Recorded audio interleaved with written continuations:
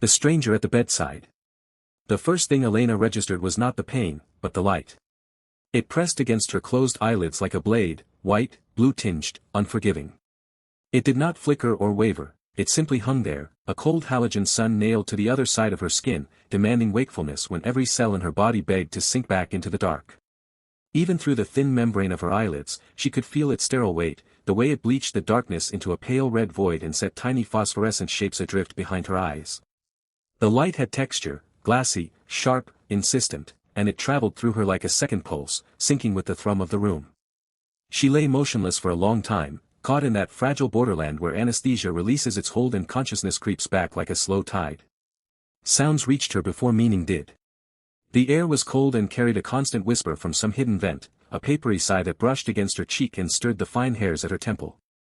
It smelled of ethyl alcohol and something sharper beneath, bleach, perhaps, or the chemical ghost of latex, with a faint undercurrent of decay, sweet and heavy, like fruit left too long in a plastic bowl. It was the smell of a hospital, though her mind was too fogged to name it, too slow to connect the sensory. Chapter_title, The House of Ghosts, content, The house did not welcome her. It waited, /n/n Elena stood at the threshold with one hand still frozen on the brass knob, the other pressed flat over her ribs where her heartbeat had crawled too high. Behind her, Adrian shifted his weight on the doormat, close enough that she could feel the warmth of him without touching, far enough to be a stranger.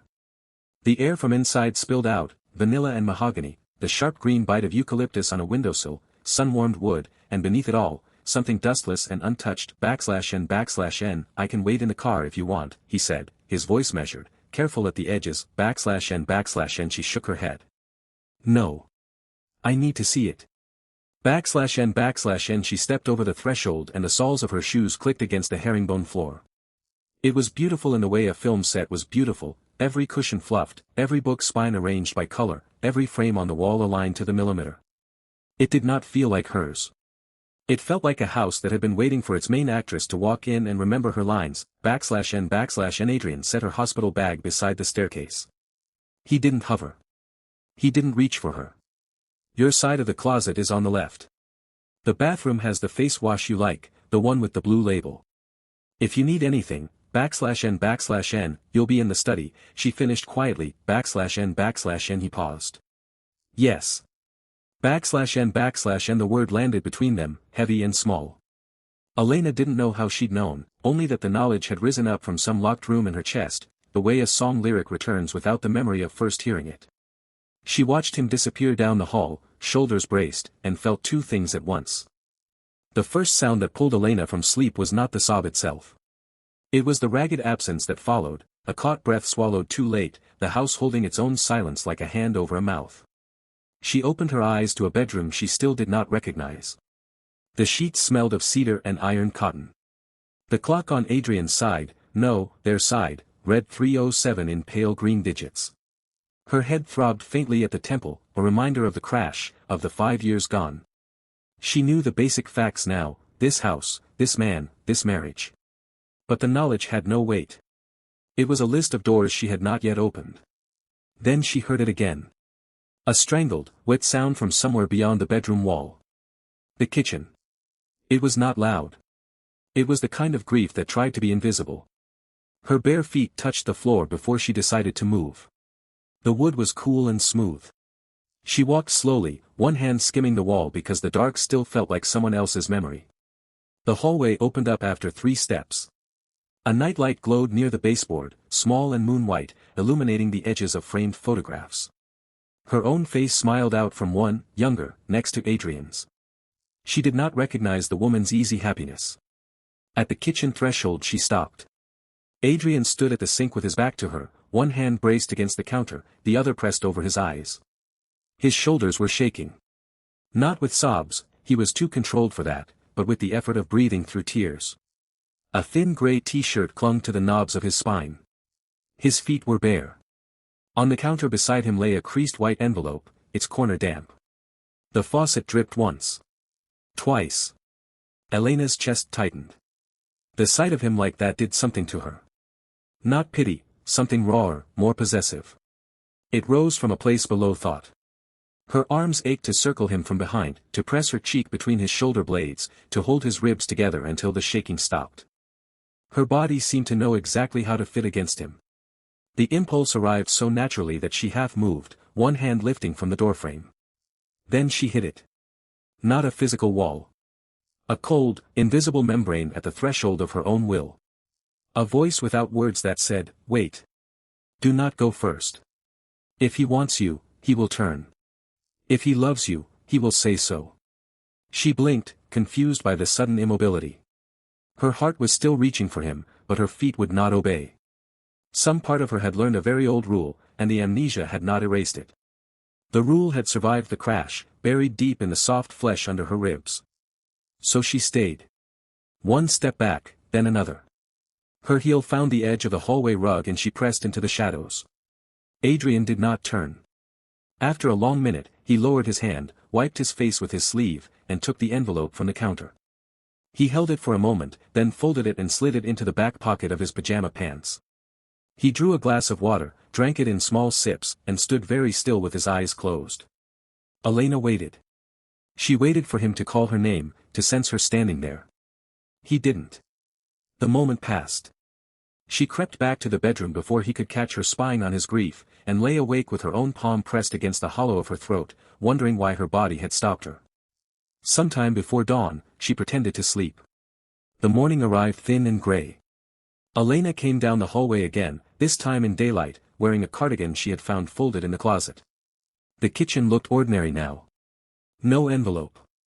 No tears. Only Adrian at the stove, flipping eggs with a careful, deliberate precision that seemed to hold the whole room together. He had showered, his dark hair lay damp and neat, and the collar of his pale blue shirt was open at the throat. He looked up when she entered. "Good morning." His voice was soft, a little hoarse. He did not look at her directly, his gaze landed on her left shoulder, then the floor.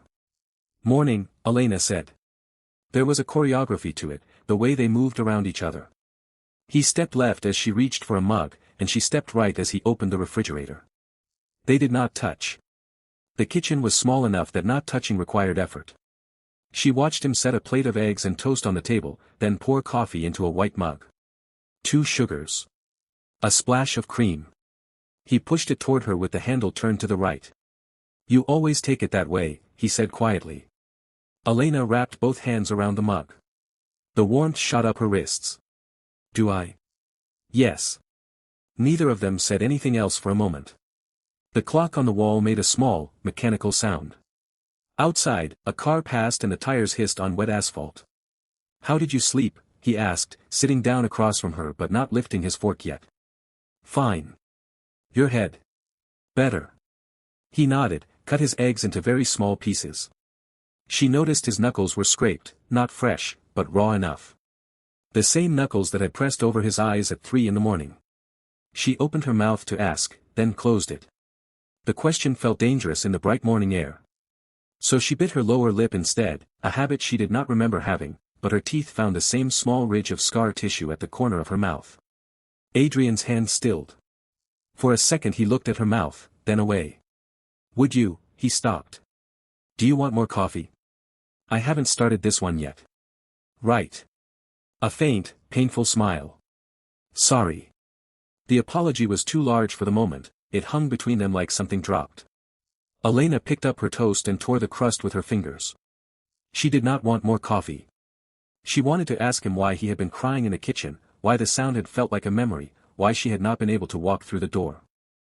But every time she shaped the words, she felt again that cold resistance, that old expectation, you wait for him to speak first. So she ate instead. Adrian kept his eyes on his plate. The silence between them had a shape, wide and brittle as a sheet of ice over a dark lake. They were both very careful not to step too hard. After breakfast, he cleared the dishes.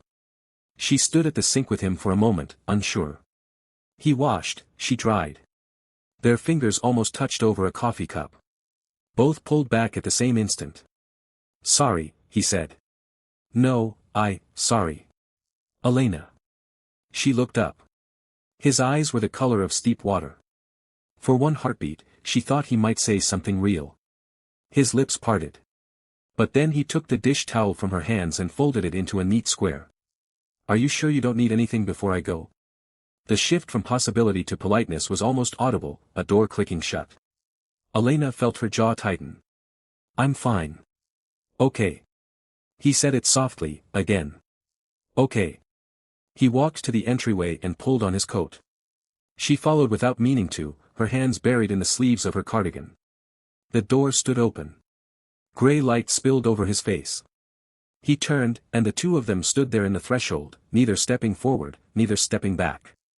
I'll be home by 6, he said. Okay. Call if you need anything. My number is in your phone. He paused. Under my name. I know. He didn't ask how she knew. Maybe he saw something in her face, a flash of the old defiance. He held her gaze for a long moment. The air felt weighted, as if all the unsaid things had gathered just behind his teeth. Then he leaned down. It was a small gesture, an old habit, a kiss on the forehead. Elena saw it coming from a mile away. His head tilted, his body angled toward her with the natural ease of a man who had done it 1,000 times. But in the half-second before his lips touched her skin, her body snapped back. Her head jerked to the side. Her hands flew up between them, palms flat, as if to stop a fall. The flinch was violent. Too violent. Adrian froze mid-motion. His face, already pale, went bloodless. He straightened slowly, too slowly, and took one step back. His chest rose and fell once, a breath that sounded borrowed. I'm sorry, he whispered. I shouldn't have. Adrian. But he was already past the door. He pulled it closed behind him with a soft final click, the kind of sound that means no one will follow. Elena stood alone in the entryway. Her hands were still raised, still guarding empty air. The silence left in his wake was absolute. Her heart beat high in her throat, and some distant, stubborn part of her whispered, "See? You waited. He left anyway." She lowered her hands to her sides. The house settled around her, full of cold morning light and the echo of a man who had tried to touch her and been refused. She did not know which was worse, the flinch itself, or the small terrible relief that she had not been the one to reach out first. The front door had been closed for 11 minutes. Elena counted them with the small brass clock on the mantel, its ticking no longer a comfort but a metronome marking how quickly she had become someone who flinched at the only tenderness offered to her. She stood in the living room in her stocking feet, the silence so complete she could hear the refrigerator hum from the kitchen and, beneath it, the echo of Adrian's careful apology still resting against the walls. His forehead kiss had been so gentle. Her body had thrown up a wall before her mind could even name it. Now guilt sat low in her stomach, and loneliness pressed behind her ribs, and both demanded she do something other than stand there. She looked down the hall toward his study. In 5 years of marriage, 5 years she could not remember, that room had always been his. Even now, with no clear memory of ever crossing its threshold, she understood without being told that she had respected the boundary. The closed door was dark wood, slightly ajar. The air around it smelled of old paper and cedar. Her fingers twitched. Maybe she needed to know exactly what kind of man she had married. Not the gentle stranger who knew her coffee order and the exact pressure of her hand in the dark, but the one who left before she could flinch again. She pushed the door. The study was smaller than she expected, lined with books that had softened spines and cracked dust jackets. A large desk sat near the window, its surface painfully tidy, a silver pen in a holder, a leather blotter, a stack of folders at perfect right angles. The blinds were half drawn, slicing the afternoon light into warm stripes across the floor. Elena stepped inside and shut the door behind her with a click that felt louder than it should. The room held him, not just his belongings, but his shape. The faint scent of his cologne had settled into the curtains. She wanted to press her face into them. She wanted to run. She didn't run. Her hands did not shake as she began with the top drawer. It opened easily, paperclips, a box of fountain pen cartridges, a small notebook filled with dates and initials that meant nothing to her. The second drawer held bank statements and insurance documents, all arranged with a precision that made her chest ache. She could feel how hard he tried to keep the world controlled, as if order could make up for every word he did not say. The third drawer should have opened. It didn't. Elena pulled. The brass lock held. The drawer was older than the rest, dark walnut with a small keyhole set into its face. She touched the metal, tracing the tiny scratches around the opening. No key hung on the desk, none in the shallow bowl on the shelf. She didn't need one. The thought arrived not as a decision but as a certainty. Her hand was already rising to her hair. The bobby pin slid out easily. She had used it that morning to pin back a loose strand. Now she straightened it, bending the loop into a narrow hook with a quick, practiced motion that surprised her. She didn't have a memory of doing this before. But her fingers knew the angle, the pressure, the need for gentle tension. She knelt beside the drawer and inserted the pin into the lock. The metal scraped faintly. She turned it the way one might coax a secret from a frightened child, not forcing, just asking. The lock gave with a soft click. A skill she had not known she possessed. Another small proof that the woman in this house was a stranger to herself. She pulled the drawer open. The smell came first, dry paper, old ink, a trace of something sweet like pressed flowers. The drawer was filled with letters. Not one or two, but dozens, maybe hundreds, their envelopes creamy and soft at the edges. They were tied in bundles with kitchen string, but many had slipped loose and lay in disarray, as if he had pulled them out often and then put them back. Every single one was addressed to her. Her name in his handwriting. Elena. The letters were unsent. Her breath caught. She reached in and lifted the first bundle. The string bit into her palm. Her fingers were not steady now. She set the bundle on the floor and untied the knot slowly, as if the paper might dissolve. The first envelope was dated 5 years ago, the month after their wedding according to the ring on her finger and the certificate she had found in the kitchen drawer. She slid out the letter inside. My wife. The word still feels too large for my mouth. Today you walked through the living room with your hair wet from the rain and I forgot how to speak. I wanted to tell you that you are the most beautiful thing I have ever seen. I said nothing. I have always said nothing. Maybe tomorrow. Elena pressed the back of her hand to her mouth. Her eyes burned, but she would not cry. Not yet. She pulled another letter, dated 2 years later. Tonight I watched you sleep. You had a nightmare and I reached for you, but I stopped at the last inch because I did not know if my touch was welcome. You curled away from me in your sleep. I stayed awake until dawn, memorizing the sound of your breathing. If I ever lose you, I will still hear it. The room blurred. She blinked and the tears slipped down her cheeks, hot and quick. These were not love letters. They were live wires, carrying the current of every moment he had swallowed. She could see him now, not as the stranger at the breakfast table, but as a man sitting at this desk after midnight, writing words he never sealed, never stamped, never delivered. He had been telling her for years. He had never let her hear. She read on. Some letters were short. You laughed at my joke today. I felt like I had won something. Others were longer, winding through little hurts and small kindnesses, the groceries he bought because she had once mentioned liking cherries, the blanket he kept in his car because she was always cold. He noticed everything. He kept everything. He said nothing. The third from last bundle made her stomach clench. The dates were more recent. The paper was less worn, as if those letters had not been handled so many times. She unfolded one through the tremor in her hands. I do not know how we got here. I do not know when your silence became a language I could not translate. But I know I am the one who taught you to speak it. You used to wait for me to say what I felt. Now you have stopped waiting. I see it in the way you look past me. I would burn the whole world down for one more glance. I would settle for a single honest sentence between us. She lowered the letter. Her chest hurt. She had been waiting for him to speak first. The letter said he knew. He had always known. And he had written this truth down and locked it in a drawer, as if confession could only live in the dark. She wanted to be angry. Instead, she felt the fragile animal of her own pride turning over inside her, wounded and afraid. She recognized it. Even with no memory, her body remembered the shape of that waiting. It had kept her from going to him in the kitchen at 3:07 a.m. It had made her flinch from his kiss. It was not a wall. It was a wound they had both been feeding. She reached for the last envelope. It lay alone at the bottom of the drawer, not tied. The paper was bright white, the edges crisp. Her name on the front was written more firmly, the letters pressed deep. She turned it over. The date was the day before the crash. The room went very still. The striped light through the blinds had shifted, lengthening across the floor. A car passed outside, its sound muffled by the closed window. Elena could hear her own pulse in her ears. She opened the letter. Her breath was shallow. The handwriting started with a slight slant, as though he had written slowly, deliberately. I am done being a coward. Tomorrow, I will say the words out loud. She stopped reading. The rest of the page blurred as her eyes filled, but those first lines had already carved themselves into the base of her skull. He had written this one day before she woke up without him in her memory. He had been ready. For the first time in 5 years, Adrian had decided to speak first. He had promised the paper, if not the world, that he would finally say the words out loud.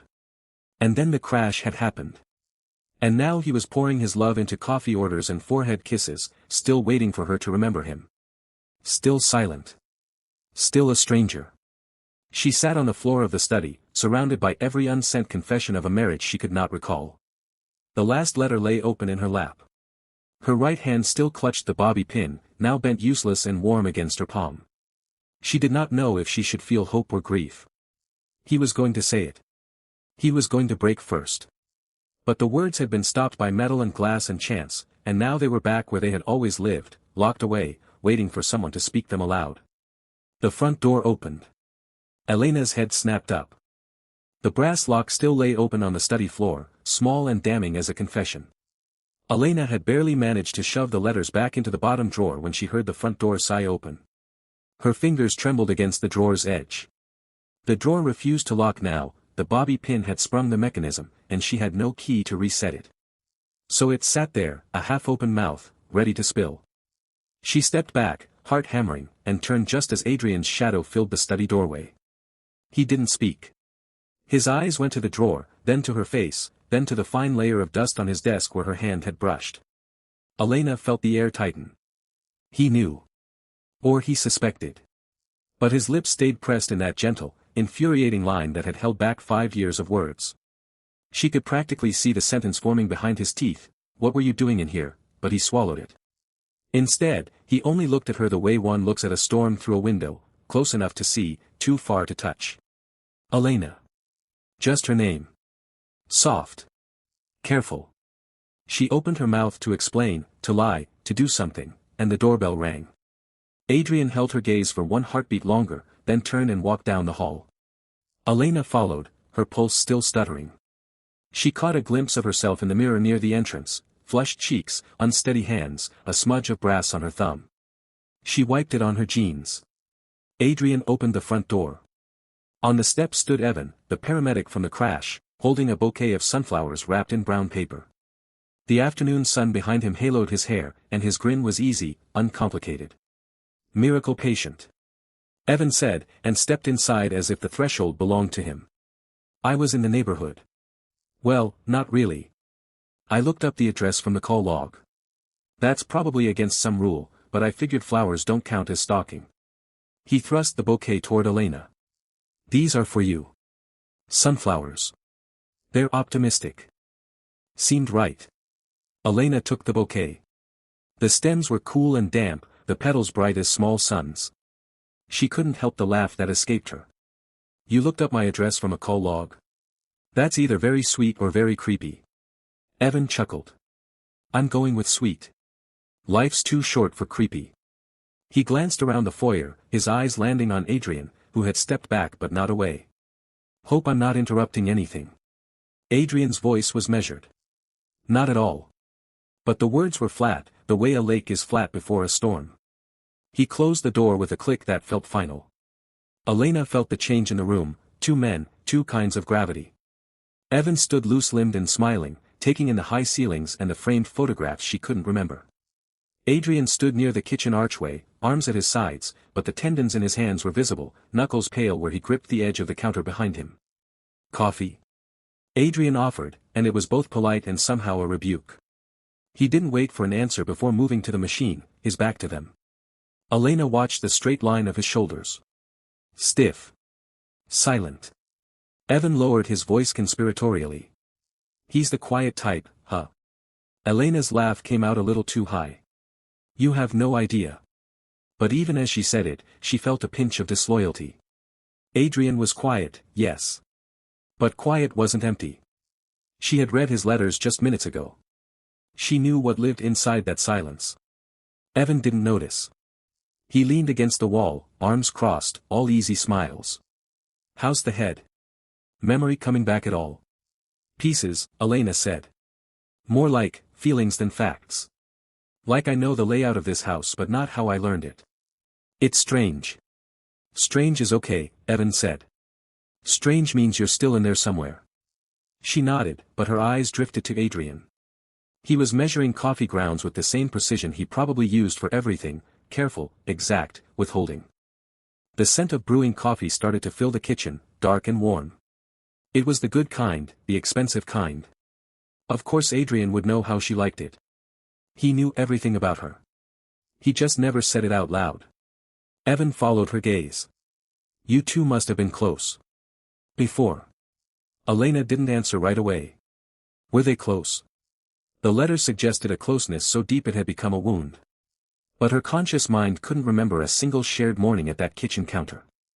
She remembered the feeling of reaching for a hand in the dark.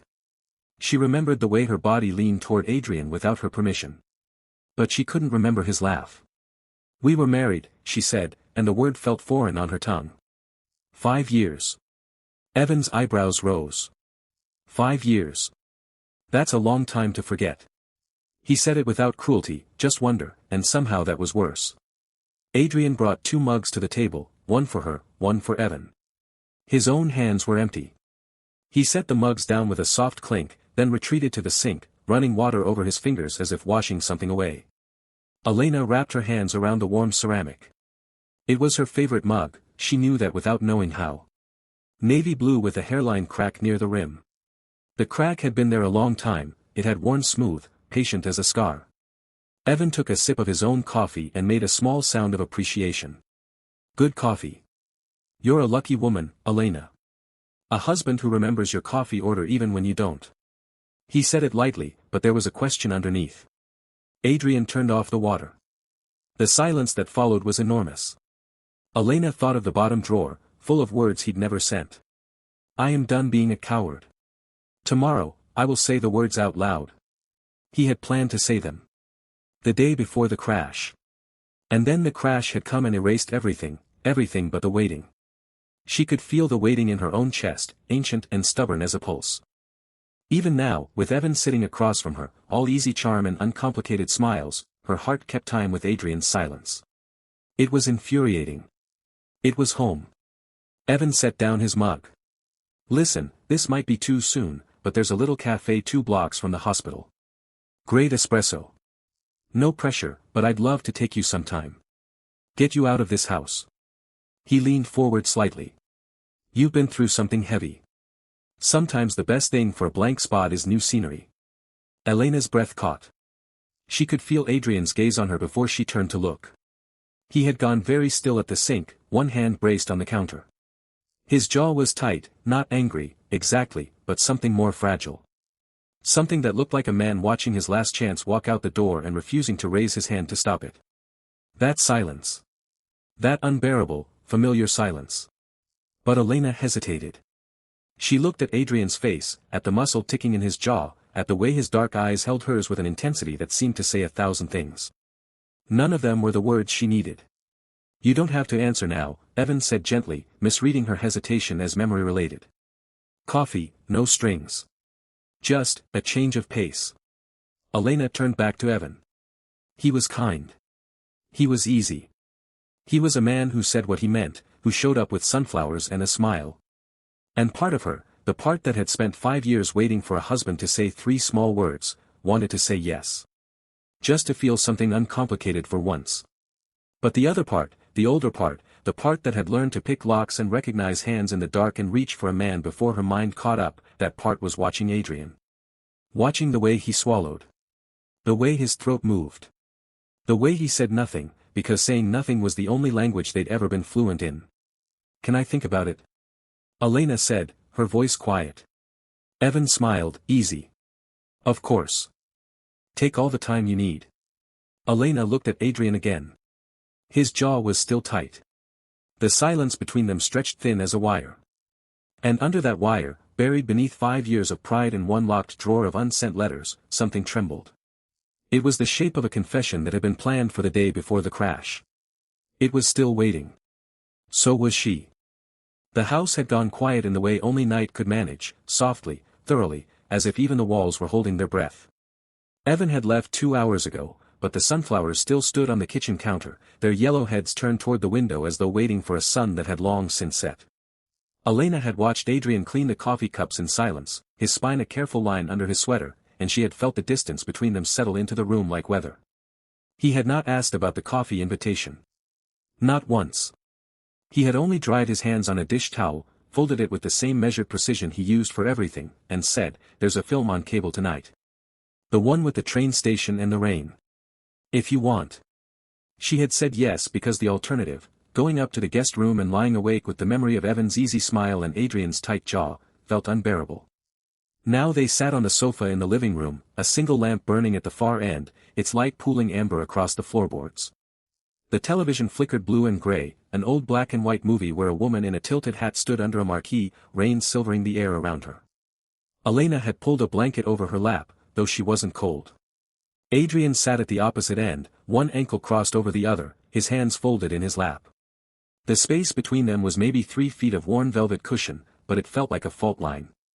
She could still hear the echo of Evan's voice, light and uncomplicated, "Come get coffee with me. New scenery might be good for you." He had said it with the sunflowers still in his grip, their petals a ridiculous, cheerful yellow against his paramedic jacket. Elena had said she would think about it, but what she had actually thought about was Adrian's face in a kitchen doorway, white-knuckled around the edge of the counter, his eyes too bright and too dark all at once. Now the sunflowers were in a blue vase on the sideboard, and Evan was gone, and Adrian was here. They had not spoken about the invitation, because neither of them knew how to say the real thing underneath it. She couldn't remember the film from before, not consciously. But some part of her seemed to know it. When the woman on screen pressed a gloved hand to the window of a departing train, Elena's throat tightened. Her eyes prickled. She had felt this before. Not the plot, but the ache of it, the way longing could be so pretty and so terrible at the same time. Beside her, Adrian shifted. She felt the cushion dip, the fabric sigh. Her body responded before her mind could ask what it was doing. She angled slightly toward him, just a few degrees, as if his movement were a tide she had learned to follow. His hand had moved, too. It rested now on the cushion between them, palm down, fingers slightly curled.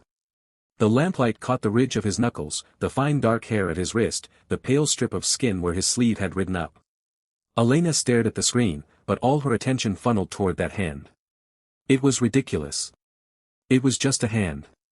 She had held hands with people before, with strangers in crowded subways, with relatives at funerals, with Evan briefly when he had checked her pulse at the crash site. This should have been nothing. But the distance between her own hand and Adrian's felt enormous, impossible, like a river she had once crossed without knowing. The movie played on. The woman on screen stood alone in the rain, and the station clock ticked past midnight. Elena was only dimly aware of it. She was aware of the blanket slipping down her knees, the dry air of the room, the faint scent of Adrian, cedar and laundry soap and something else, something warmer underneath. Her heartbeat had moved into her wrists. Then, in a moment that seemed to belong to her body more than to her, her hand unfurled from the blanket. It eased across the cushion, fingers trailing over the nubby velvet. She did not decide to do it. There was no thought, no careful weighing of risk or consequence. Her hand simply moved, the way a plant turns toward light, the way a body in sleep reaches for warmth. The tips of her fingers brushed the side of his hand. Adrian went very still. Elena's pinky curled around his. It was such a small thing, that curl. A hook of bone and skin, no wider than a whisper. But it sent a jolt through her, bright and sudden as a struck match. She felt the heat of his skin, the solidity of him. She felt the faint tremor in his hand, or was it hers, and the way the world outside the couch seemed to blur at the edges. For one suspended second, everything was exactly right. Her body sighed into the contact, a deep, wordless relief, as if some locked room inside her had finally opened. She knew this hand. She knew the callus on his index finger, the small bump of a vein at the base of his thumb. She knew the way his breath had stopped and restarted, shallow and careful, as if he were afraid of startling her. It was not a vision, not a recovered memory. It was more like the way a hand knows a railing in a dark stairwell, how the wood is worn smooth in one spot, how the grain catches at the third step. She knew that if she shifted just so, the heel of her hand would settle into the hollow of his palm. It was instinct, older than thought. Then the realization crashed in. This was not a stranger's hand. This was not a flirtation, not a careful first touch. This was muscle memory, the ghost of 5 years rising up through her skin. She had done this before, maybe 1,000 times, on this very couch, in this very light. Her body remembered what her mind could not. And that meant the man beside her was not just a gentle stranger. He was her husband. Her husband, who had never said the words she was waiting for. Her husband, whose unsent letters were tucked back into an unlocked drawer, their ink heavy with everything he couldn't say. Her husband, who had watched Evan hand her sunflowers and said nothing at all.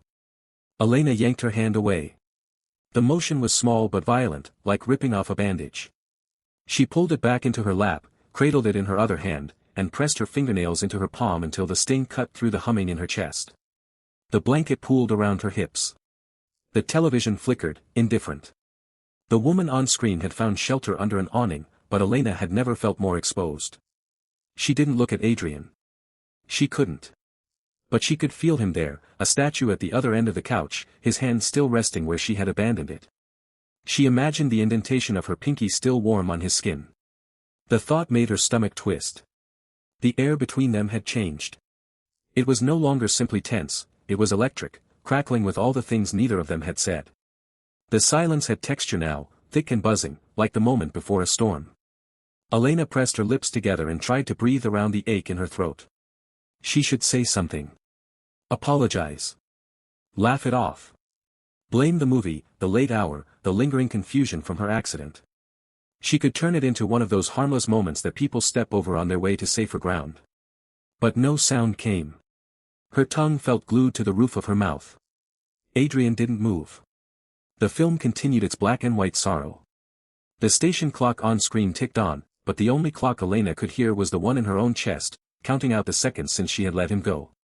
She thought of the letters. She had not read all of them, only enough to understand. The paper had been heavy, the handwriting cramped in places, loosening in others. She had seen the word love more than once, but never in the present tense, never addressed to her face. Always a ghost of a sentence, scratched out or left unfinished. She had hidden them back because facing them meant facing the truth. They had both been waiting. They were still waiting. For a wild moment, she wanted to reach back. She even felt the muscle at the top of her arm twitch, the tendons flex in her wrist. But she didn't. She couldn't. Because if she did, she would be the one breaking first. And she had spent 5 years she couldn't even remember, but whose habits she still wore like a second skin, waiting for him to say it out loud. Love was a word they had both hoarded, silent and prideful, as though saying it first would mean losing something. She didn't remember making that rule, but her body did. It sat in her spine, in the set of her jaw, in the way she now stared at the television without seeing a single frame. So she waited now, her hands stinging with the absence of his, her heart a wild, trapped thing behind her ribs. Let him speak, she thought. Let him be the one. For once, let him break first.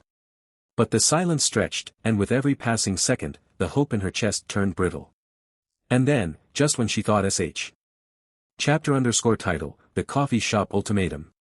Content, the coffee shop smelled of burnt sugar and rain-soaked wool. Elena paused just inside the door, her boots squeaking on the rubber mat, and let the warmth settle on her cheeks. She had chosen this cafe because it was the kind of place she might have gone before the accident, before 5 years vanished, before the stranger with the gentle hands had asked her a question she still couldn't answer. Do you feel it too, or am I just a ghost? /n/n She pushed the thought away. Today was supposed to be normal. Evan had texted her the address with a little sun emoji and the words, no pressure, just coffee. She had stared at that message for 10 minutes, her thumb hovering over the reply, before typing a single word, okay, /n/n Now she saw him at a table by the window, already standing, already smiling. He waved with too much enthusiasm, and the elderly couple at the next table glanced up. Elena forced a smile and walked toward him. The floor was sticky under her soles, the way floors in old cafes always were, and the air hummed with the hiss of the espresso machine, /n/n/. Hey, you made it, Evan said, sliding a paper cup toward her as she sat down. He had taken off his jacket and draped it over the back of the chair, and his flannel shirt was rolled at the sleeves, showing the edges of a tattoo she couldn't quite make out. I got you a vanilla latte. I asked the barista to make it extra hot because it's freezing out there, but not too hot, you know, in case your hands are still sensitive after the crash, /n/n. Elena blinked. My hands are fine, right, he laughed, too quickly. Sorry. I just read somewhere that nerve sensitivity can linger. You know, after trauma, he tapped the side of his head as if to say science, am I right, and she wrapped her fingers around the cup. The warmth was nice, but the implication wasn't. He had read somewhere. He had asked the barista. He was already treating her like a patient, not a person. She pulled the cup closer and stared at the foam, the little white heart the barista had drawn already bleeding into the brown, I can order for myself, she said, but the words came out softer than she intended, and she hated herself a little for not saying them louder, Nevin leaned back, hands raised in mock surrender. Of course. Sorry. I'm just trying to help. You've been through a lot, and I don't want to add to your stress, his smile was warm, but there was something in his eyes, an eagerness, a need to be useful, that made her want to look away, and he meant well. She knew he did. But the way his eyes scanned her face, checking for cracks, made her feel like a porcelain doll on a high shelf. She stirred the latte with a wooden stick, watching the foam swirl into a pale gray. The motion reminded her of something, of sitting in another cafe, maybe, or of a hand reaching across a couch in the dark. She swallowed, so, how are you feeling, Evan asked.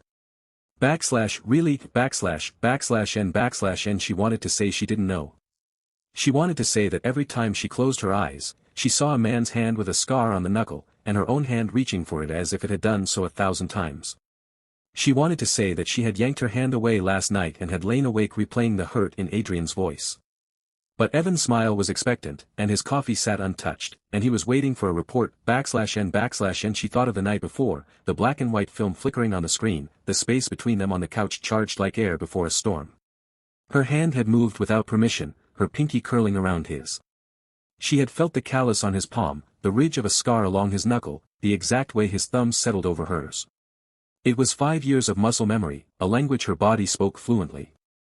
And then she had yanked away, breaking the spell, and he had asked in that raw, unguarded voice, do you feel it too, or am I just a ghost to you?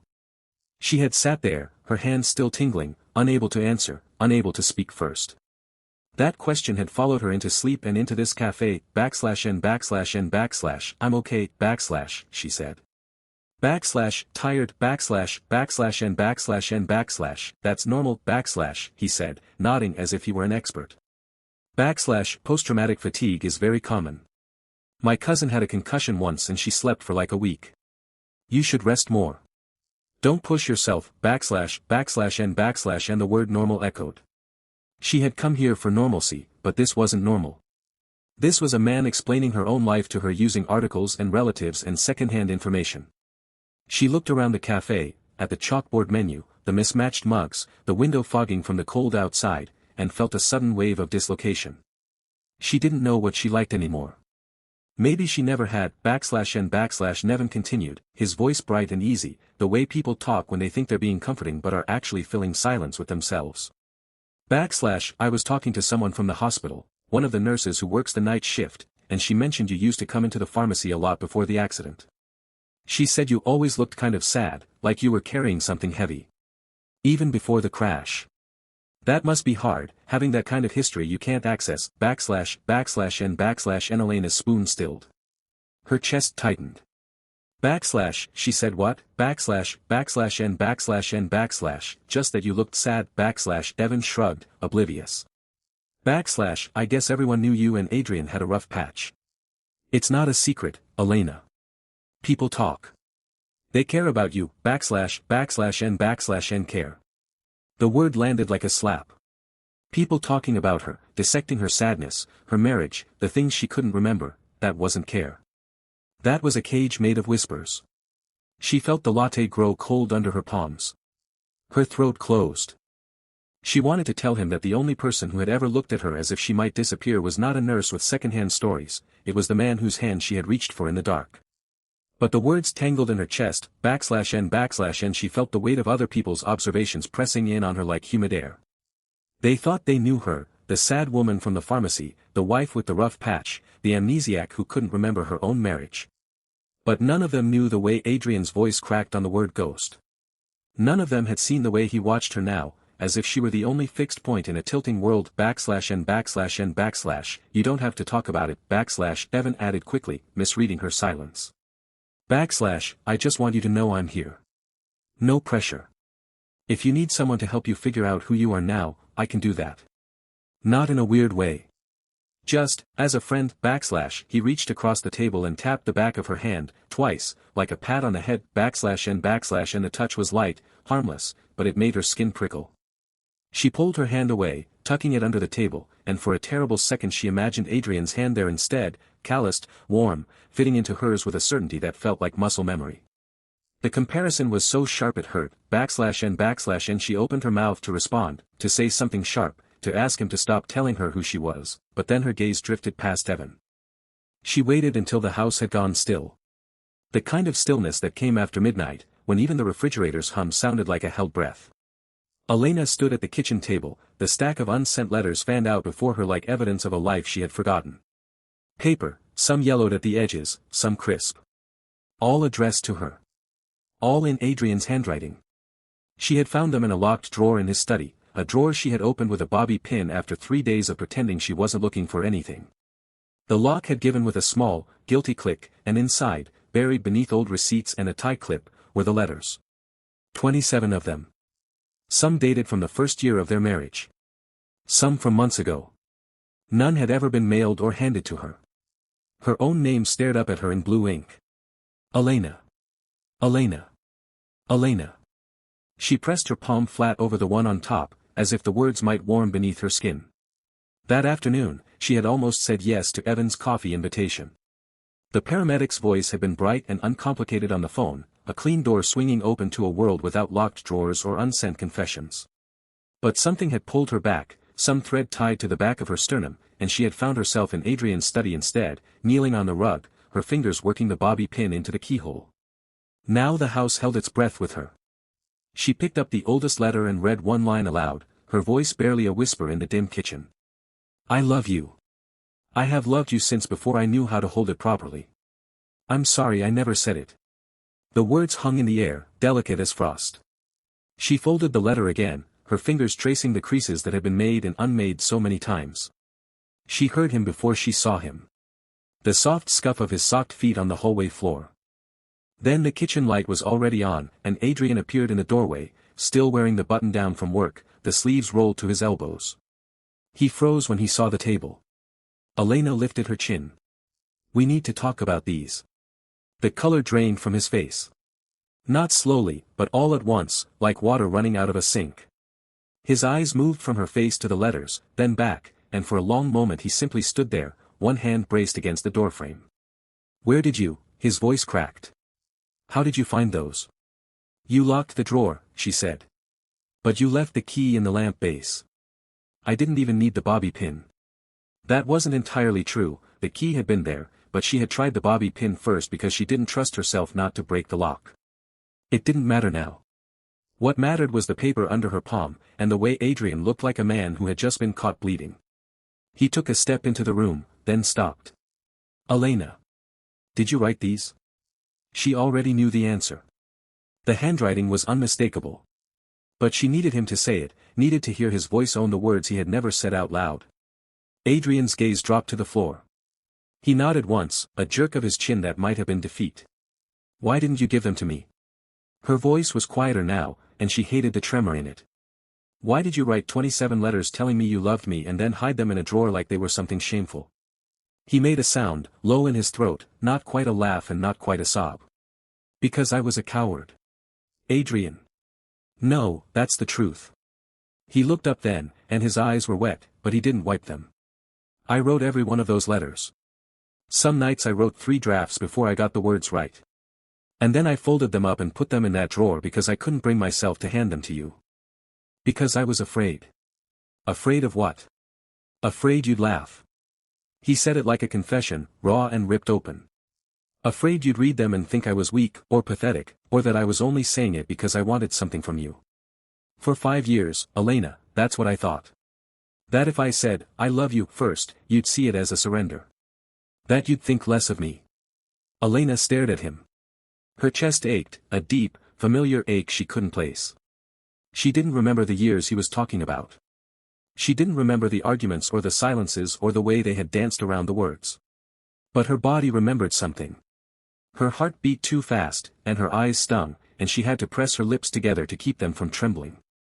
"So you never said it," she said. "Not once. In 5 years." He shook his head. "And you never said it either." The words hung between them, heavy and awful. "We treated it like a weapon," Adrian said, his voice dropping to a rough whisper. "Like, 'I love you' was the one thing neither of us could say first because saying it first meant losing. Meant being the one who cared more. Meant being weak. So we both waited. We waited for the other to break. And neither of us ever did." Elena's hand moved from the letters to the edge of the table, gripping it for balance.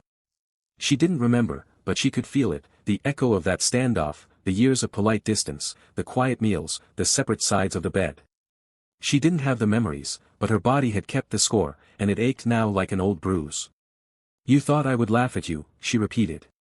The idea was so absurd, so wrong, that she wanted to cry. Even now, amnesiac and uncertain, she knew she would never have laughed. She would have cried. She would have thrown herself into his arms. But he didn't know that. He had never known. "I thought you'd think my words were cheap." Adrian took another step closer, then another, until he was standing across the table from her. The letters were between them, a paper barrier. "I thought you'd curl your lip and say I was being dramatic. We used to make jokes about people who said, 'I love you,' too easily. You used to say it was a phrase people used to manipulate each other. And I believed you. So I swallowed every 'I love you' I ever wanted to say, and I wrote them down instead. Because ink was the only place I could be honest." Elena's throat closed.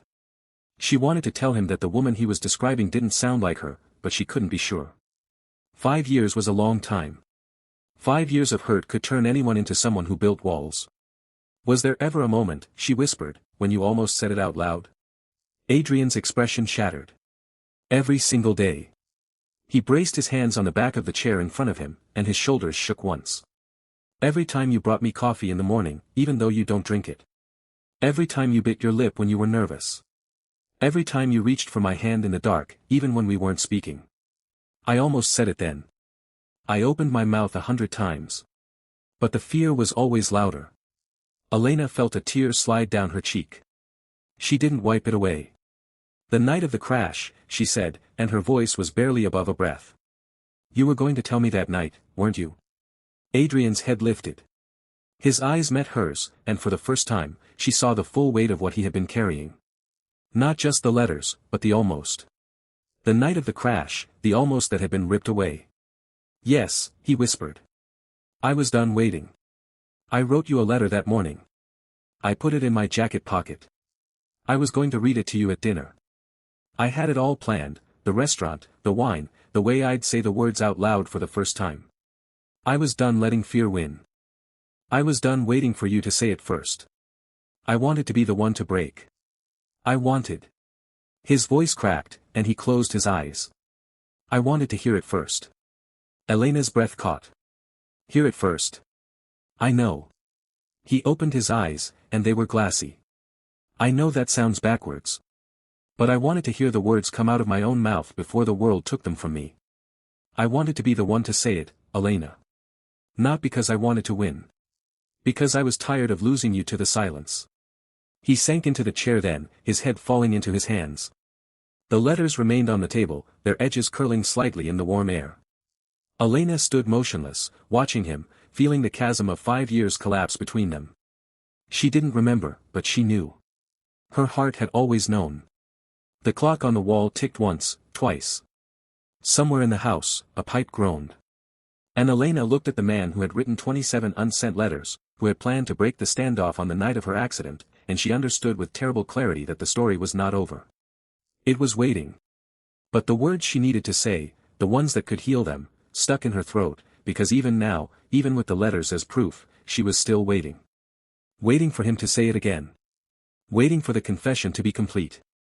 And the click of the guest room lock was the loudest sound Elena had ever made in that house.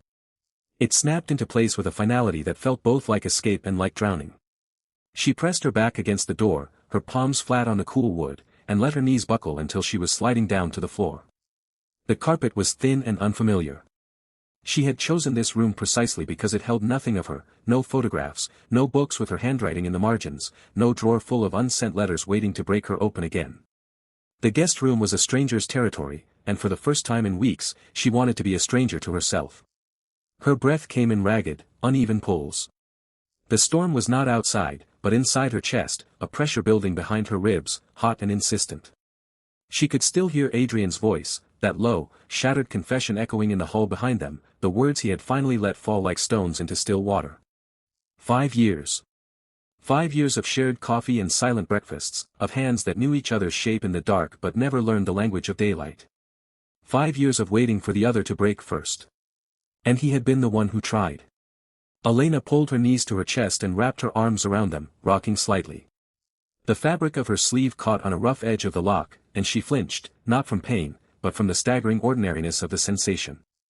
How could the world still have rough edges and cold floors when her marriage had just been laid bare as a ruin built on unspoken words?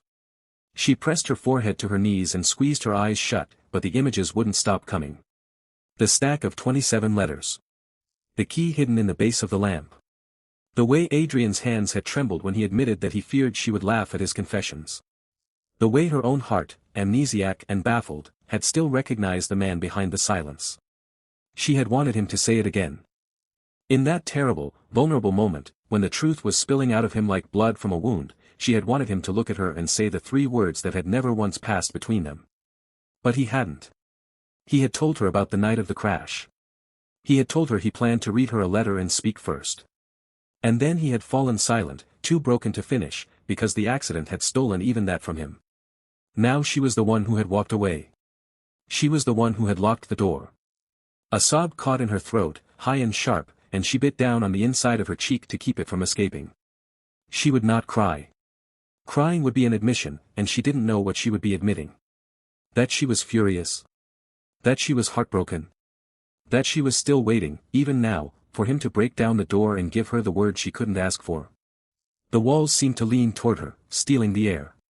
The guest room was small, pristine, untouched, the way a museum exhibit is untouched. A bed with hospital corners. A dresser with an empty vase. A window with the curtains drawn tight against the night. Nothing moved. Nothing breathed except her. She was the ghost in this room, haunting a house that had become a mausoleum for 2 people who had loved each other and never said so. Her fingers found the hem of her sweater and twisted the fabric, a nervous habit that surfaced without her permission. She didn't know if it was an old habit or a new one, born of this strange, fractured present. The not knowing was its own kind of drowning. Every gesture felt borrowed from a woman she no longer remembered, a woman who had apparently spent 5 years biting her lip and waiting for a man to say the words that would set them both free. She thought of the letters. 27 of them, each one a confession never delivered. She had read a few, their ink blurred where his hand had paused, where his courage had faltered. They were not love letters in the usual sense. They were more like maps of a heart that had learned to navigate by silence. He wrote about the way she laughed at the radio. The way she always left the last bite of toast on the plate. The way she reached for his hand in the dark, exactly when she needed him, exactly when he needed her to need him. And on the last page of the final letter, the words he had planned to read aloud, "I love you. I should have said it first." But the accident had ripped that night away from both of them. Elena pressed the heels of her hands against her eyes until she saw starbursts. The pressure was a relief, a physical counterweight to the emotional chaos. She wanted to unlock the door. She wanted to run back to him and shake him and demand that he say it now, while she was awake and alive and finally ready to hear it. But her legs wouldn't move. Her pride, or his, or the ghost of the woman she used to be, kept her rooted to the floor. It was the same silent standoff, repeating itself like a fever dream. She was still waiting. He was still broken. Somewhere beyond the door, the house settled into its own quiet. The refrigerator hummed. A clock ticked in the hallway, each second a small, indifferent heartbeat. And then, so faint she might have imagined it, the sound of footsteps. Adrian's footsteps. She knew them immediately, the way she knew the cadence of a song she couldn't remember learning. Slow, deliberate, unhurried. He was not running to her. He was approaching with the careful patience of a man who had spent years learning how not to frighten the woman he loved. The footsteps stopped on the other side of the door. She could feel his presence there, a warmth through the wood, a hesitation so tangible it had weight. For a long moment, neither of them moved. Elena held her breath. She pictured him standing in the dim hallway, one hand raised to knock, then lowered. The silence stretched, thin and fragile as glass. She wanted him to call her name. She wanted him to break the silence with something, anything, a single word that would split the night open. But he didn't. Of course he didn't. He had spent 5 years learning that speaking first was the one thing he couldn't do. Then she heard it, a soft, sliding sound, paper against carpet. Something slipped under the door, nudging her hip. She flinched, then looked down. A single sheet of paper, folded once, lay on the floor beside her, pale against the dark carpet. No, not paper. Something thicker, with the faint sheen of official correspondence. Elena's hand trembled as she reached for it. The paper was smooth and cool, and when she unfolded it, she found herself staring at a diagram. A police diagram. The crash scene from that night. Her breath caught. The lines were crisp and clinical, a stretch of road, a curve, a tree, and 2 small figures marked with stark black X's. One figure was inside the wreckage of the car, the other outside, lying a short distance away. The diagram was annotated with measurements and arrows, cold and impersonal, as if the night had been reduced to geometry. But Elena saw beyond the lines. She saw the rain-slicked asphalt, the shattered glass, the twisted metal. She saw her own body in the car, unconscious, broken, waiting for a rescue that must have seemed impossible. Her fingers curled around the edges of the paper, crimping the corners. Why had he given her this? What was he trying to tell her? The diagram was evidence of the accident, yes, but it was also a kind of accusation, a map of the exact moment their silence had nearly cost them everything. She wanted to crumple it, throw it away, push it back under the door. But something made her turn it over. On the back, in the tidy, hurried script of someone trained to record facts under pressure, was a paramedic's log. The handwriting slanted slightly, the ink faded at the edges, as if the page had been folded and unfolded many times. Elena brought it closer, her eyes struggling to focus in the dim light seeping under the door. Male patient, broken radius, carried female victim approximate 2 miles before reaching EMS. The words did not register at first. They were too clinical, too brief, too ordinary for the enormity they carried. She read them again. And again.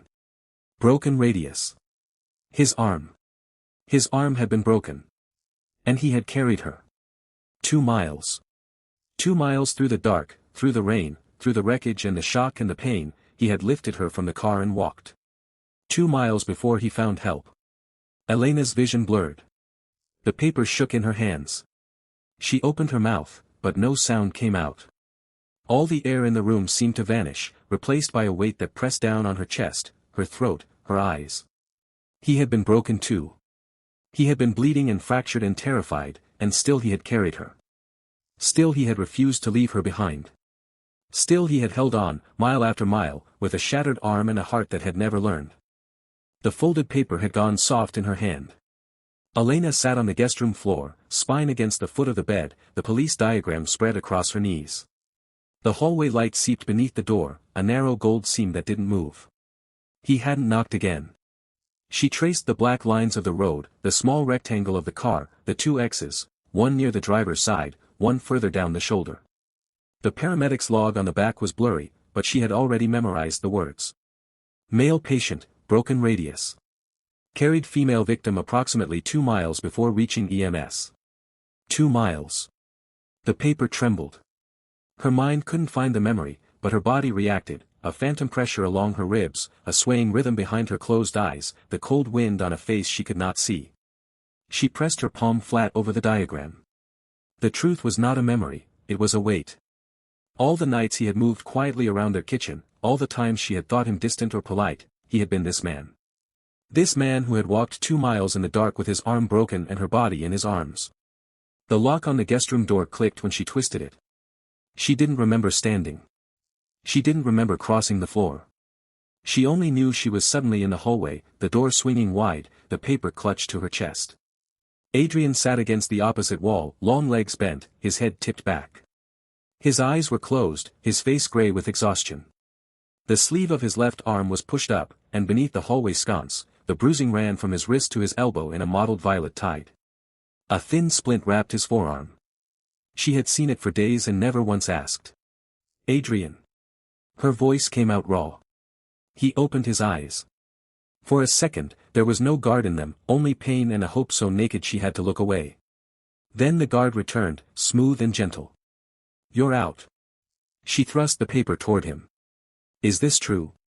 He didn't need to look. His face whitened. Where did you find? You put it under the door. Her hand was shaking. Just answer me. You carried me 2 miles. With a broken arm. Adrian swallowed. He pushed himself higher against the wall, cradling the injured arm against his chest. It wasn't a choice. It wasn't a choice. Her voice cracked. That's not an answer. He looked at the paper, then back at her face. What do you want me to say, Elena? I want you to tell me what happened. She stepped closer, bare feet cold on the wood. Not what the report says. What you remember. What you saw. Every second. For a long moment, he said nothing.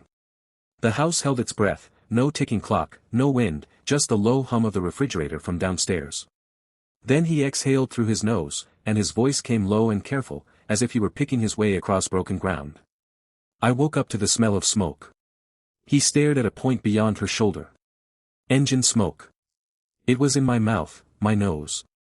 The car had gone off the road and the front end was crumpled into a ditch. It was dark. I couldn't see you at first. I couldn't see anything. Then the dashboard light flickered, and I saw your head against the window. Elena pressed her lips together. Her knees felt watery, but she forced herself to stand. I called your name. Adrian's jaw tightened. You didn't answer. The smoke was getting thicker, and I thought. He stopped, shook his head once. I tried to move. My left arm wouldn't hold me. I didn't know it was broken, not then. I just knew it wouldn't do what I told it. So I used my right hand and my shoulder and I climbed over the console. She pictured it, the broken glass, the twisted metal, the dark. His body moving through the wreckage toward her. The image cut through her chest like a slow blade. Your seatbelt was jammed. He glanced at her, then away. I had a knife on my keychain. I cut the strap. You were breathing, but barely. There was blood in your hair. I kept saying your name, but you wouldn't wake up. A tear slid down Elena's cheek before she could stop it. She didn't wipe it away. What did you do? I pulled you out through the passenger side. The words came faster now, tumbling from him. The smoke had turned black, and I could hear something hissing from the engine. I didn't know if it would catch fire. I got you onto the ground and I tried to call for help.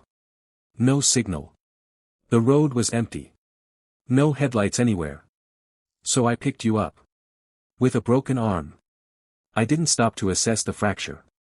A ghost of a smile crossed his face, bitter and self-mocking. I used both arms. It hurt like hell.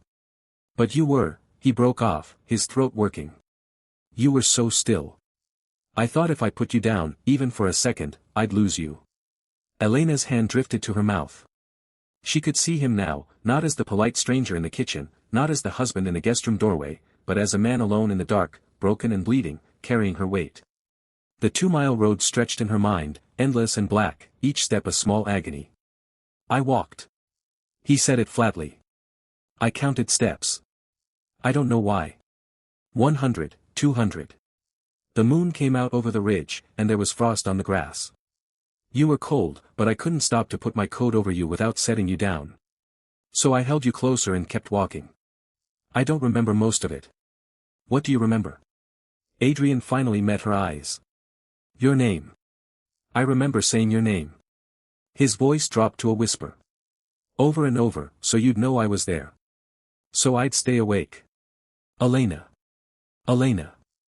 The sound of it kept my legs moving when I wanted to lie down beside you. A sob cracked out of her, harsh and sudden. She pressed the back of her hand against her lips. The hallway felt too bright, too quiet, too small for the immensity of what he had done. 2 miles. She shook her head.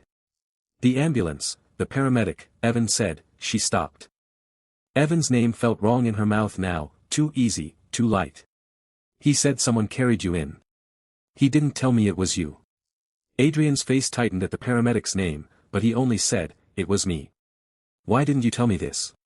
The question burst out of her, raw and furious and broken. "All those days in the hospital. Every time I looked at you. You let me think you were just some polite man at my bedside. You let me wonder if you even cared. You had a broken arm, and you carried me 2 miles, and you never said a word."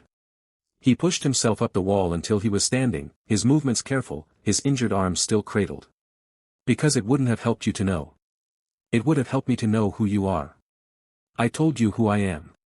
His voice was calm, but his eyes were bright. "I told you I was your husband. I stayed.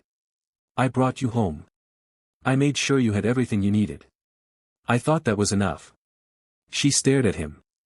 The words were stitched into her now, each one a needle. "Enough? You think silence is enough?" Adrian's jaw moved. He looked down at the paper in her hand, then back at her face. "I didn't want you to feel obligated. I didn't want you to look at me like," he stopped. "Like what?" "Like I was some kind of hero." He shook his head. "I'm not. I did what anyone would do. No one else did." The truth of it landed between them. No one else walked 2 miles with a broken arm.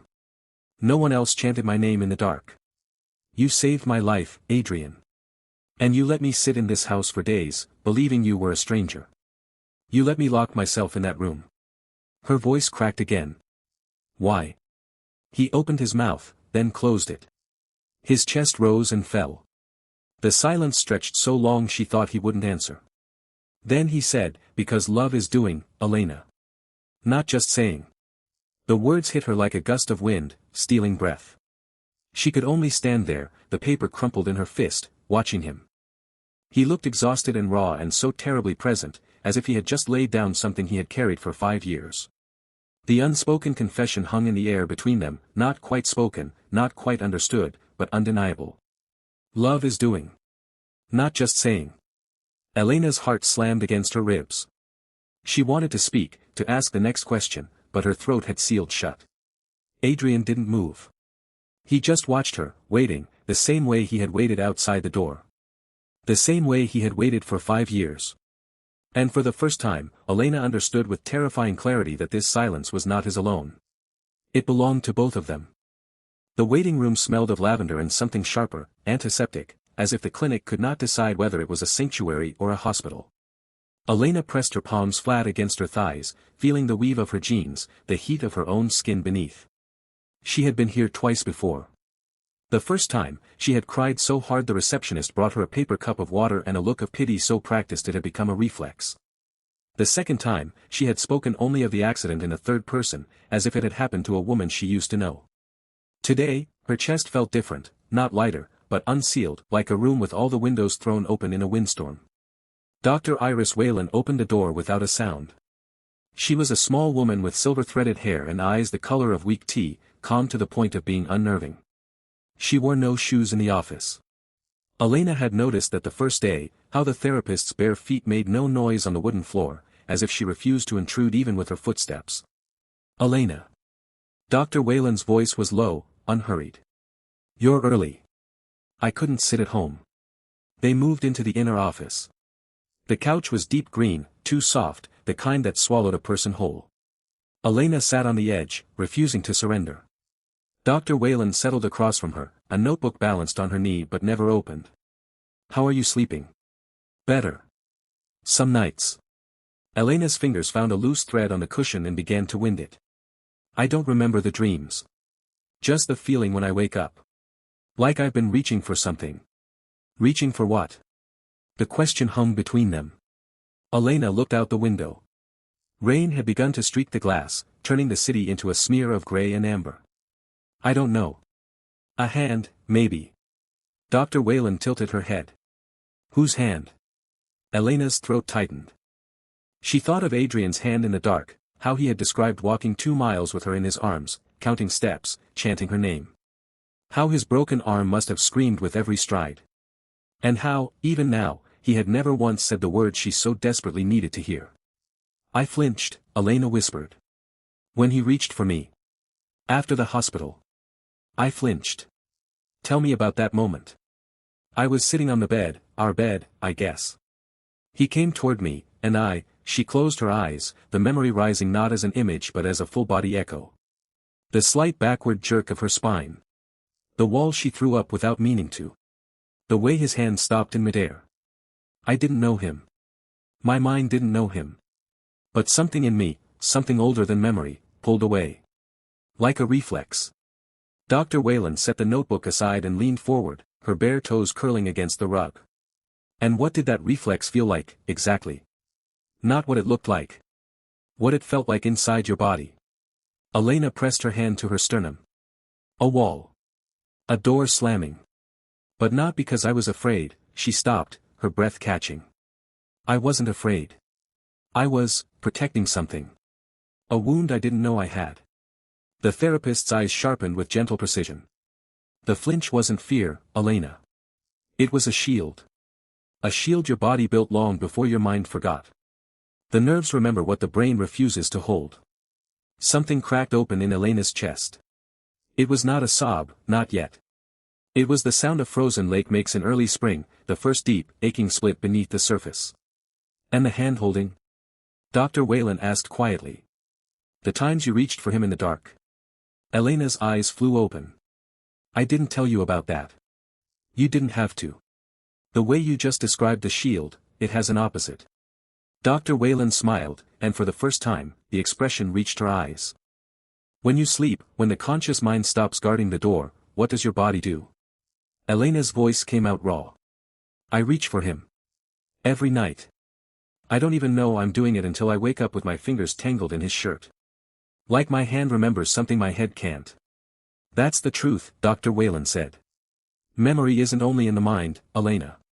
It lives in the nerves, in the tendons, in the spaces between heartbeats. You can lose the story, but the body keeps the score. And your body, she paused, letting the weight settle. Your body has been trying to tell you something for years. The flinch was a shield. The hand-holding was the truth. You are not falling in love with a stranger. You are recognizing him. There's a difference. Elena sat very still. The rain had stopped. A blade of pale light cut through the window and lay across the floor like a path. Not because of the past, she murmured, almost to herself. Because of now. Because of the man who carries me when I can't walk. Because of the silence that isn't empty, it's full of all the things he does instead of says. Dr. Whalen said nothing. She only waited. Elena stood abruptly, the cushion releasing her with a sigh. I have to go. Go where? Home. The word felt new in her mouth, like a language she was only beginning to speak. I have to tell him. Dr. Whalen nodded slowly. Then tell him, Elena. But remember, words are only one kind of truth. Your body already knows the way. Elena was out the door before the therapist finished the sentence. Her shoes slapped against the wet pavement as she ran, her breath coming in ragged bursts.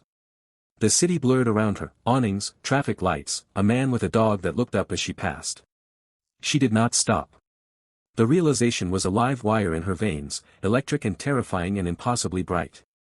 She was falling in love with Adrian all over again. Not with the stranger in the hospital who knew her coffee order. Not with the husband from 5 years of silence and unsent letters.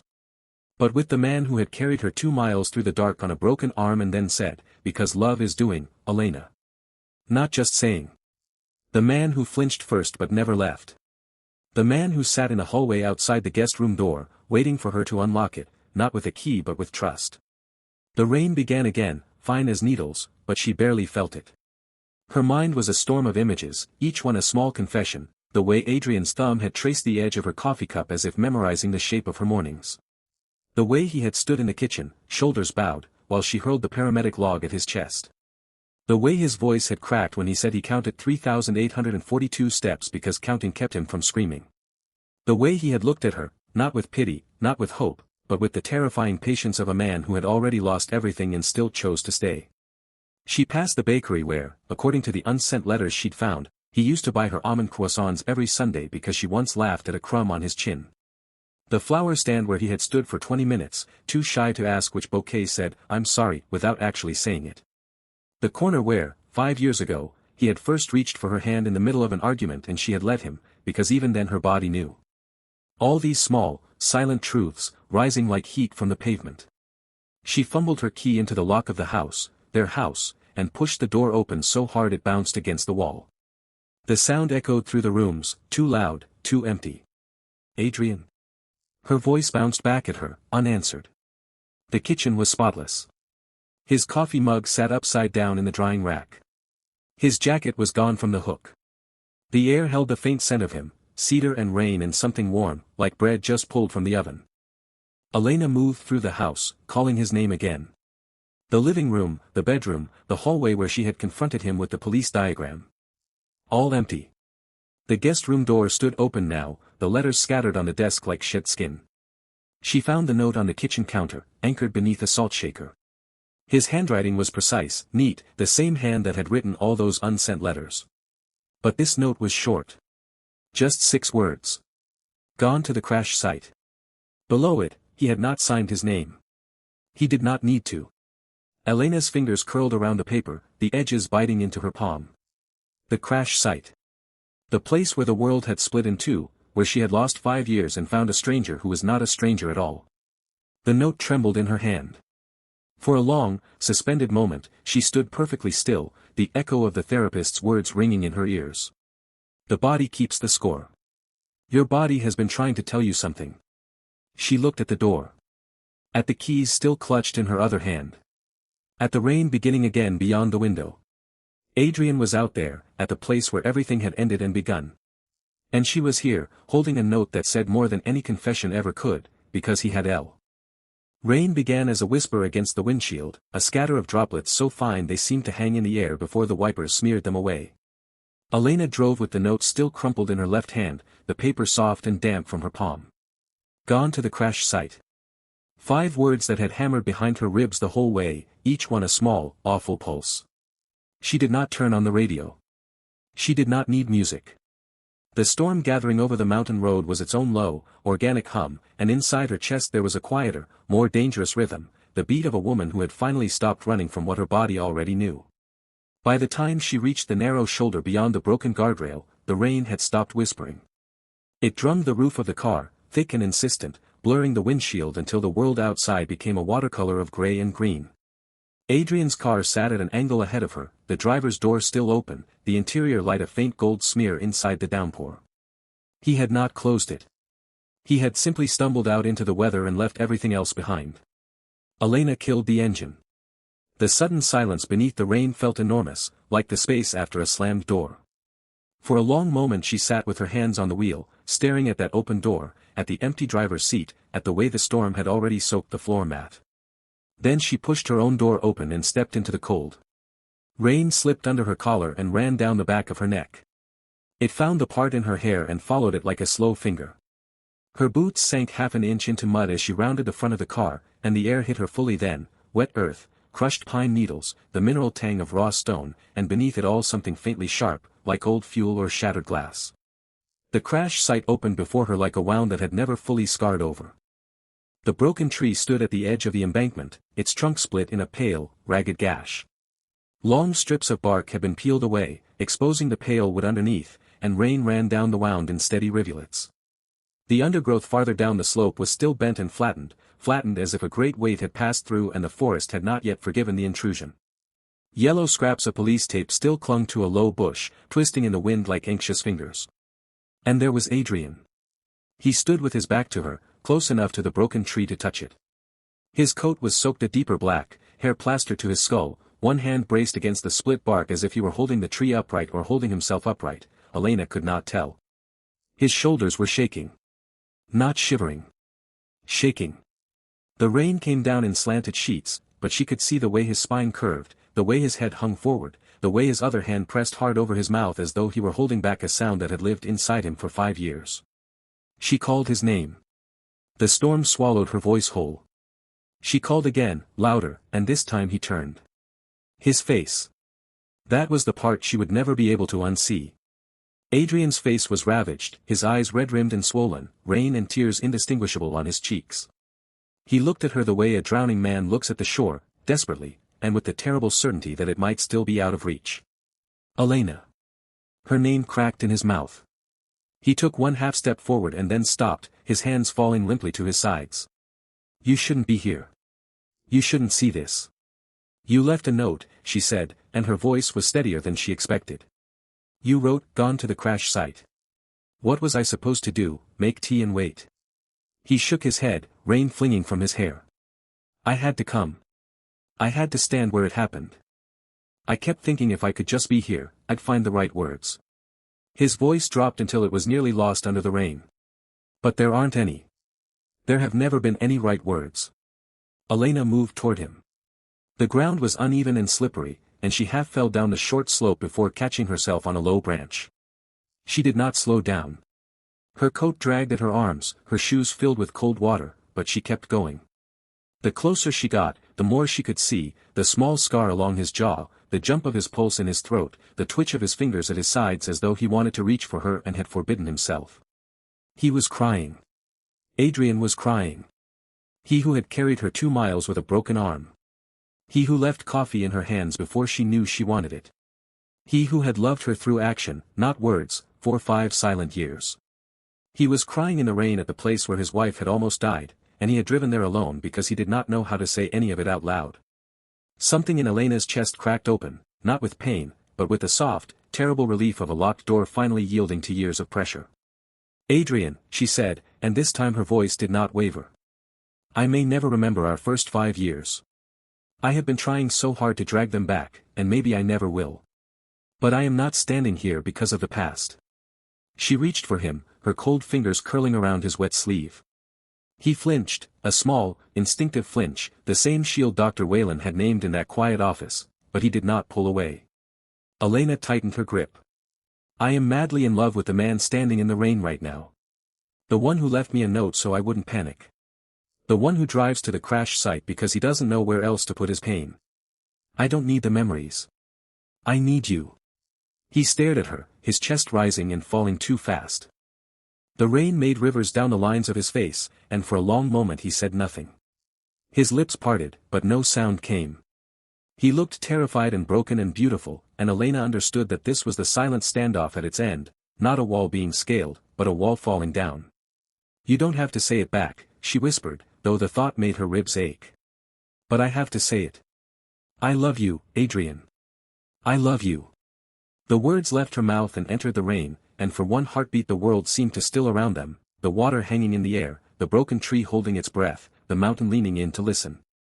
Adrian made a sound, a raw, half-strangled exhale, and his face crumpled. He caught her hands and pressed them flat against his chest, where his heart hammered against her palms like a frantic fist. Elena. His voice broke. You said it first. She almost laughed, or maybe it was a sob. Someone had to. He held her there for a moment, his forehead dropping to hers, rain running between their faces and over their joined hands. Then something shifted in his expression, a fear older than the crash, older than the 5 silent years, older than the word neither of them had known how to say. He pulled back just enough to look at her, and his eyes were wide and wet and terrifyingly sure. Then Adrian dropped to one knee in the mud. The motion was so sudden that Elena's breath snagged. He knelt before her, water pooling around his shin, dark mud splashing up over his trousers.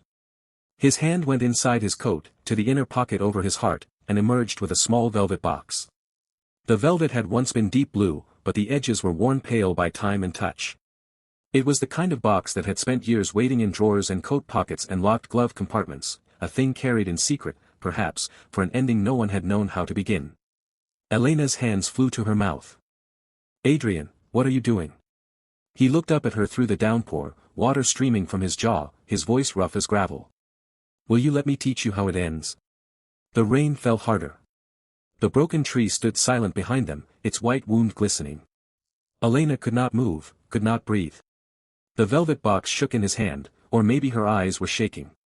The world narrowed to the two of them in the mud and rain, to the question hanging in the air, to the first words they had both finally said out loud.